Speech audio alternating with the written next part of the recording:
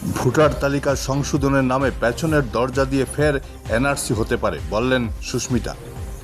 Voter তালিকা সংশোধনের নামে পেছনের দরজা দিয়ে ফের এনআরসি হতে পারে। বিজেপি সেই কৌশল হাতে নিয়েছে। বিহারে যে আদলে ভোটার তালিকা সংশোধন হাতে নেওয়া হয়েছে সেটা অসময় হবে। গতকাল এক সাংবাদিক সম্মেলনে এমন মন্তব্য করেন সাংসদ সুস্মিতা দেব। এছাড়া মুখ্যমন্ত্রী হিমন্ত বিশ্ব শর্মা বাংলা ভাষা নিয়ে যে মন্তব্য করেছিলেন তা নিয়েও প্রতিক্রিয়া ব্যক্ত করেন সুস্মিতা। ব্যুরো রিপোর্ট, বরাক বিশ্ব। হ্যাঁ,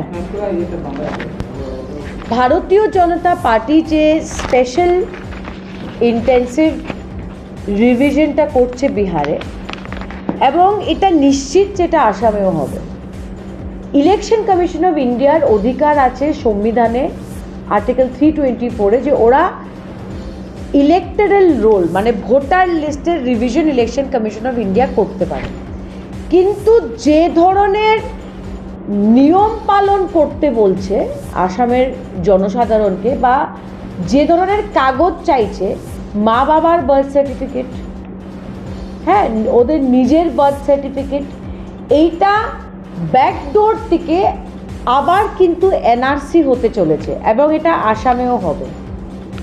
আজকে একটা নাগরিক যখন ভোট দেয় ওর একটা ক্রাইটেরিয়া থাকে যে ও দেশের সিটিজেন হবে। নাম্বার 2, ও যেখানে নামটা লেখাচ্ছে ভোটার লিস্টে ও ওইখানের সাধারণ একজন বাসিন্দা হবে, অর্ডিনারি রেসিডেন্ট। কিন্তু আধার কার্ডকে না মেনে, রেশন কার্ডকে না মেনে, ভোটার আইডিকে না মেনে যে মা বাবার বার্থ সার্টিফিকেট চাওয়া হচ্ছে, ইনডাইরেক্টলি এটা এনআরসি হতে চলেছে। এইটাই হলো অপোজিশনের আপত্তি।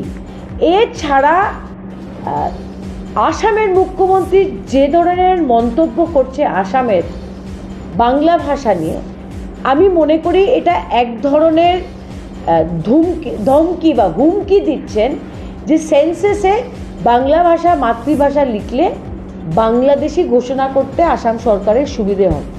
একটা সাধারণ বেঙ্গলি স্পিকিং মানুষ আজকে বিশেষ করে বরাকের বাইরে কি মাতৃভাষা বাংলা লিখবে একটা মুখ্যমন্ত্রীর এই ধরনের স্টেটমেন্ট?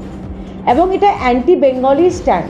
আর এই অ্যান্টি বেঙ্গলি স্ট্যান্ডটা শুধু আসামে হচ্ছে না, এই অ্যান্টি বেঙ্গলি স্ট্যান্ডটা দিল্লিতে নেওয়া হয়েছে, মহারাষ্ট্রতে নেওয়া হয়েছে, উড়িষ্যাতে নেওয়া হয়েছে, এবং বিভিন্ন রাজ্যতে যারা বাংলাভাষী ওয়ার্কাররা আছে, লেবার ফোর্স যারা বাংলা ভাষা বলে, ওদেরকে টার্গেট করে বাংলাদেশি বলা হচ্ছে। This is a total anti Bengali stand nationally. আর আসামে যে জিনিসটা অনেক দিন থেকে হচ্ছিল এবং বাঙালিরা ফেস করছিল, সেটা এখন পুরো রাজ্যর বাঙালিদের ফেস করতে হচ্ছে। এটাকে আমরা কন্ডেম করি তৃণমূল কংগ্রেস থেকে, and I expect that this kind of racial profiling should stop.